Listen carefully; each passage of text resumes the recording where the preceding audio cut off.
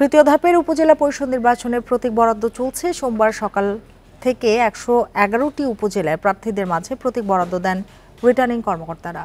যাচাই বাছাই ও নাম প্রত্যাহার শেষে এখন চেয়ারম্যান পদে ৪৯৭ জন, ভাইস চেয়ারম্যান পদে ৫৭৫ জন এবং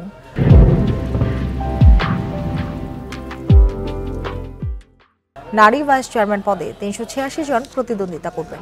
সব মিলিয়ে ৩ পদে প্রার্থী ১,৪৫৮ জন।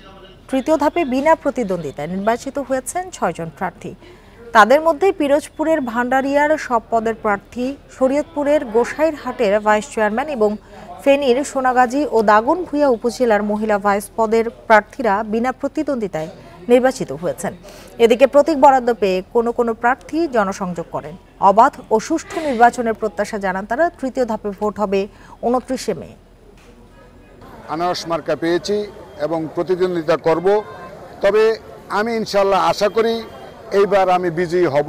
তালা প্রতীক চেয়েছি লটারির মাধ্যমে, আমার আরো প্রতিদ্বন্দ্বী তালা প্রতীক চেয়েছে লটারির মাধ্যমে, আমি তালা প্রতীকই পেয়েছি। ডুমুরিয়া, পাইকগাছা এবং কয়রা উপজেলায় মোট ৪৭ জন প্রার্থী মনোনয়নপত্র গ্রহণ করেছিলেন। এর ভিতরে একজন প্রার্থীর মনোনয়নপত্র আপিলেও নামঞ্জুর হয় এবং ৩ জন পদপ্রার্থী তাদের প্রার্থিতা প্রত্যাহার করেন। বর্তমানে মোট প্রার্থী এখানে আছেন ৪৩ জন। আজকে প্রতীক বরাদ্দ করা হলো। এই